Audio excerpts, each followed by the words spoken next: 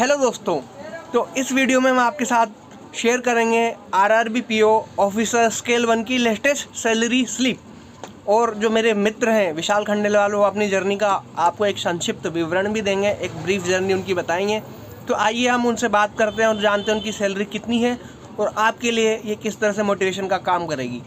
तो दोस्तों, ये है मेरे फ्रेंड जो अब बैंक में ऑफिसर स्केल 1 पे काम करते हैं। तो मैं पहले इनसे ये पूछना चाहूँगा कि सर, आप अपना थोड़ा सा इंट्रोडक्शन दें कि आप कहाँ से बिलोंग करते हैं और आपने कब ज्वाइनिंग ली है। हेलो दोस्तों, आप सबको नए साल की बहुत बहुत बधाई हो। उम्मीद करता हूँ आप सब बहुत बढ़िया होंगे।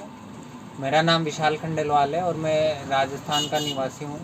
करंटली मैं जो है बड़ौदा राजस्थान क्षेत्रीय ग्रामीण बैंक में ऑफिसर स्केल पे काम कर रहा हूँ। इससे पहले मैं जो है पंजाब नेशनल बैंक में क्लरिकल पे काम कर रहा था। तो मेरी जर्नी की यदि बात करें हम, तो जर्नी मेरी शुरू हुई थी 2021 के लास्ट में, जब मैंने डिसाइड किया था कि बैंक की तैयारी शुरू करनी है। तो पहले साल जो हुआ था मेरा कोई सा प्री क्लियर नहीं हुआ था, तो मैं थोड़ा डिसअपॉइंटेड था। पर मैंने अपने आप से बोला था कि कहीं ना कहीं मेरी तैयारी में कमी है, तो अपने को इम्प्रूवमेंट करना चाहिए। फिर जब मैंने सेकंड ईयर दिया तो मेरे सारे प्री क्लियर हुए, लेकिन मेंस क्लियर नहीं हुए। फिर थर्ड अटैम्प्ट में मेरे पंजाब नेशनल बैंक का जो है सिलेक्शन हुआ था IBPS क्लर्क से। और फिर मैंने सिर्फ एक ही फॉर्म डाला था RRB PO का, क्योंकि मेरा फाइनल टारगेट था RRB में PO बनना। तो करंटली मेरी अभी पिछले ही महीने फरवरी 17 को ज्वाइनिंग हुई थी बड़ौदा राजस्थान क्षेत्रीय ग्रामीण बैंक में ऑफिसर स्केल 1। और मैं जो है 12 RO में अभी पोस्टिंग में हूँ। और आज हम बात करेंगे मेरी सैलरी स्लिप के बारे में, जो कि है मार्च 2025 की पूरी 31 दिन की सैलरी स्लिप है। और इसमें जो हमारे अलाउंस को मिला के जो पूरी सैलरी आ रही है वो आ रही है 80,437। ये जो है ग्रोथ पे है।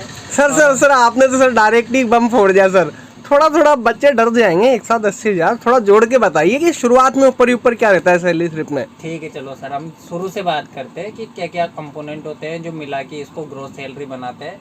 सबसे पहले हमारे पास बेसिक पे आता है जो 48,480 रुपये होता है। बिल्कुल, फिर डियरनेस अलावेंस आते हैं जो 10,278 है। हाँ। उसके बाद HRA मिलता है 3878। HRA जो होता है वो बेसिक पे का 8% होता है। और यदि आपको लगता है कि आप थोड़े महंगे फ्लैट में रह रहे हैं तो आप वहाँ का एग्रीमेंट देके इसे 12% करा सकते हैं, मतलब 150% हो जाता है ये।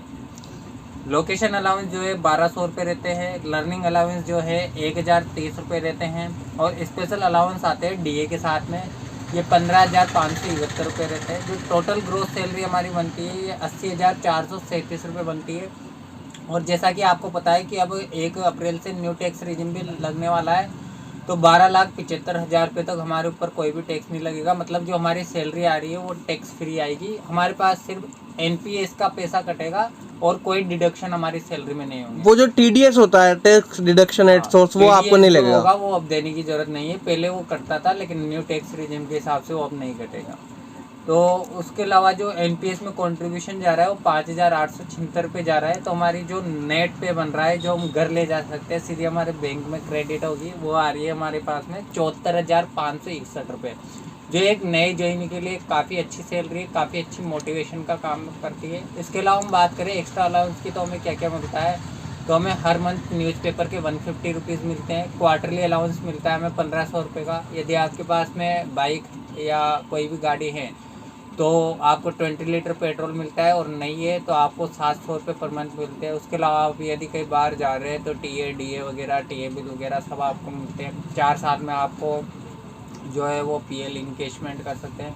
तो बहुत सारे एडवांटेज होते हैं आपके पास में। CL PL बहुत सारी छुट्टियाँ भी होती है।